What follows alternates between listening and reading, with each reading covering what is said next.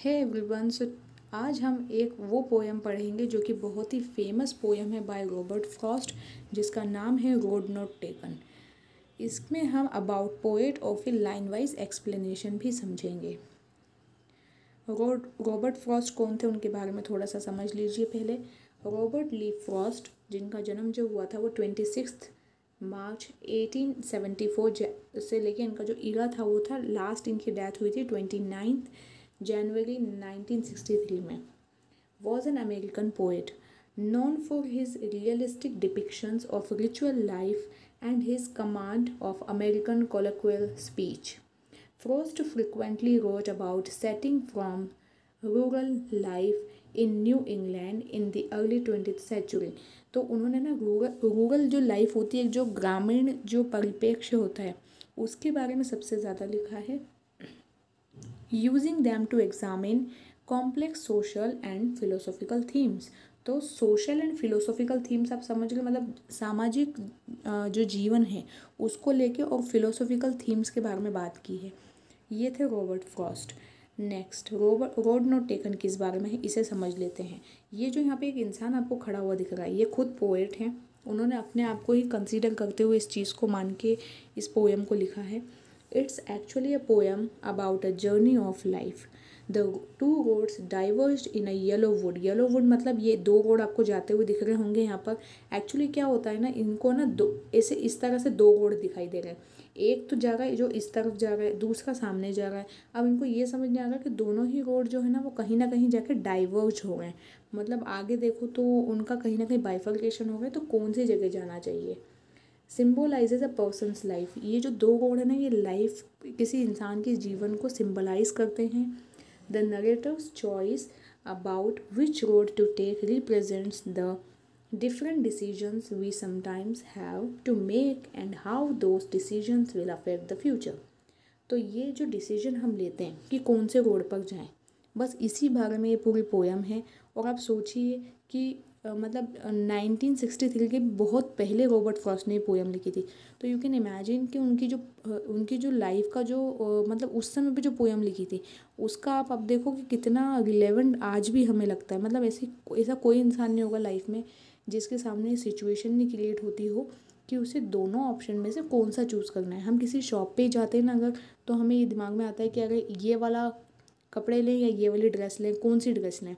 तो वही हमें दो बार ऐसा सोचने में आता है, मतलब दो चीज़ों को जैसे ही देखते हैं। तो सिमिलरली रोड नॉट टेकन तो ये डिफाइन कर रहा है कि पूरी लाइफ में ऐसा एक टाइम इंसान की लाइफ में ज़रूर आता है जो उसका मतलब अल्टीमेट डिसीजन होता है, जिसकी बेसिस पे उसकी पूरी लाइफ आगे की डिफाइन होती है।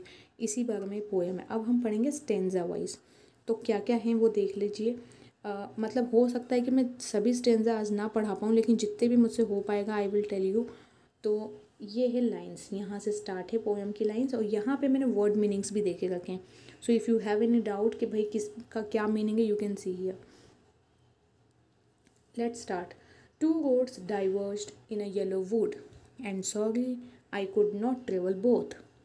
तो पोएट ने यहीं से अपनी लाइन स्टार्ट की है कि दो रोड्स जो हैं वो डाइवर्ज हो गए हैं इन a yellow would. Yellow would का मतलब यहाँ पे भी बहुत सारे पेड़ हैं, यहाँ भी बहुत सारे पेड़ हैं।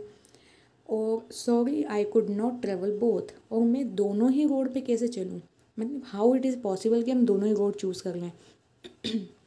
ऐसा होता है कभी कभी कि कोई सा एक तो मतलब मैक्सिमम टाइम इट हैपन्स कि हमें ऑब्वियसली हमें एक ही रोड पे जाना होगा, हम दोनों ही चॉइसेस नहीं ले सकते, राइट। तो ये वही बात कर रहे हैं कि sorry I could not travel both and be one traveller long I stood. और जितनी दूर मैं खड़ा हूँ मुझे दिखाई दे रहा है। And looked down one as far as I could. और उतनी देर मतलब जितनी दूर देखो ना उतनी ही दूर तक, मतलब जितनी दूर तक उनकी नज़र जा सकती उतनी दूर उन्होंने देखने की कोशिश की कि कौन सा रोड उनके लिए अच्छा होगा। अच्छा होगा मतलब आप भी ये चॉइस सोचते हैं ना। जैसे अगर मान लीजिए आप 11th क्लास में हो और आपको अब सब्जेक्ट चूज़ करना है, मतलब 10th के बाद में ऑब्वियसली 11th में हमें सब्जेक्ट चूज़ करना होता है। आप सारे कंसिक्वेंसेस सोचोगे पहले कि मैं मुझे आर्ट्स लेना है या मुझे कॉमर्स लेना है, या फिर आपका आर्ट्स तो मतलब बच्चे आजकल ऐसा समझते हैं कि कुछ है ही नहीं है सब्जेक्ट। तो अभी फिर भी थोड़ा अवेयरनेस बढ़ रहा है कि हाँ आर्ट्स लेने के बाद में we can go in government fields, क्योंकि वहाँ पे बहुत कुछ सिलेबस उसी चीज़ का कवर हो जाता है। लेकिन पहले के समय में या अभी भी कुछ कुछ ट्रेंड ऐसा ही चल रहा है कि कुछ लोग होते हैं जो ये सोचते हैं कि बीकॉम लें कुछ बच्चे, या फिर ये सोचते हैं कि साइंस लें। तो उस समय पर उनके सामने दो ऑप्शन है, वो उसके सारे कंसिक्वेंसेस सोचेंगे। सिमिलरली जो जैसा कि इस पोइट ने यहाँ पे किया, क्या किया, and looked down the one as far as I could, जितनी दूर मैं देख सकता था उतनी दूर मैंने देखा। To where it bent in the undergrowth, जहाँ तक कहाँ तक देखा, जहाँ तक कि वो जो रोड है ना वो अंडर ग्रोथ में दिखाई दे रहा है। अंडर ग्रोथ क्या होती है, देखो डाइवर्स्ड का मीनिंग लिखा है separate and look took a different direction. जैसे यहाँ पे मैंने नहीं बताया था आपको, two roads diverged in a yellow wood, तो सेपरेटेड होके दो डिफरेंट डायरेक्शंस में डिवाइड होने को हम बोलते हैं ये डाइवर्स्ड। येलो वुड क्या है, and sorry I could not travel both, ये भी आपको मैंने एक्सप्लेन कर दिया। And be one traveller long I stood and looked down one as far as I could. So ये जो येलो वुड है इसका मीनिंग है a forest with a decomposing leaves. Yellow wood मतलब देखो येलो का मतलब कैसे, येलो वुड कैसी हो सकती है, येलो का मतलब यहाँ पर ये है कि वो जो मतलब जो लाइक जो लीव्स नहीं होती है जो पतझड़ में ऐसे झड़ के ज़मीन पे हो जाती है, उसके ऊपर बहुत सारे लोग ऐसे चल चल के जा रहे होते हैं, तो वो वाली येलो वुड की बात कर रहे हैं यहाँ पर। तो येलो वुड जो है ना वो वाली डिकम्पोज्ड लीव्स हैं। So the two was diverged in a yellow wood and sorry I could not travel both and be one traveler long I stood, जितनी दूर जहाँ मतलब ऐसा ट्रैवलर मैं जब जहाँ पे खड़ा हूँ जितनी दूर में खड़ा हूँ, and looked down one as far as I could, तो मैंने उतनी दूर तक देखने की कोशिश की जितना मेरे से देखा जा सकता था। टू वेयर कहाँ तक देखा, to where it bent in the undergrowth, वहाँ तक जहाँ तक कि अंडर ग्रोथ है। What is undergrowth, dense growth of plants and bushes means the forest. तो वो वाला प्लांट्स एंड बुशेस जो छोटी छोटी झाड़ियाँ नहीं होती हैं, मतलब जहाँ पे झाड़ियाँ मतलब ऑलमोस्ट जाके फिनिश हो जाती हैं, बस वहाँ तक जितनी दूर नज़र जा सकती थी। तो डेंस ग्रोथ ऑफ प्लांट्स, गहरी झाड़ियाँ प्लांट्स हैं, वहाँ तक नज़र करके देखने की कोशिश की। अब मैं आपको बताऊँगी explanation of the poem. Once the poet was walking down a road and then there was a diversion. जैसे पोएट जो था वो एक बार क्या कर रहा था, रोड पे जा रहा था, तो उसको डाइवर्जन दिखाई दिया। डाइवर्जन मतलब दो जगह दो रास्ते दिखाई दिए। There were two different paths and he had to choose one out of them. Obviously किसी एक ही रोड पे जा सकता था। The poet says that as he was the one person he could travel on one road only. He had to choose one out of these two roads. Yellow woods means a forest with leaves which are wearing out. Wearing out मतलब जिसको torn है, ऐसे फटी पुरानी जो पत्तियाँ हैं वो है। And they have been living for many years. They represent people who are older than the poet.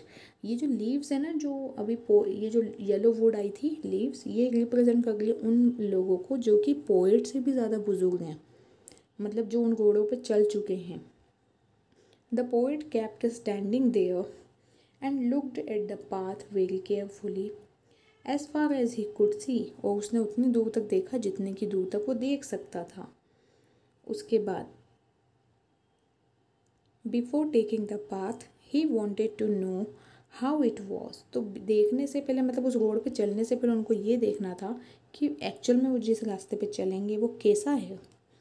जैसे हम सब्जेक्ट चूज़ करेंगे तो हम ये नहीं देखेंगे कि कॉमर्स कैसा है, और साइंस फील्ड लिया तो उसमें क्या क्या स्कोप है, कॉमर्स लिया तो उसमें क्या क्या स्कोप हैं।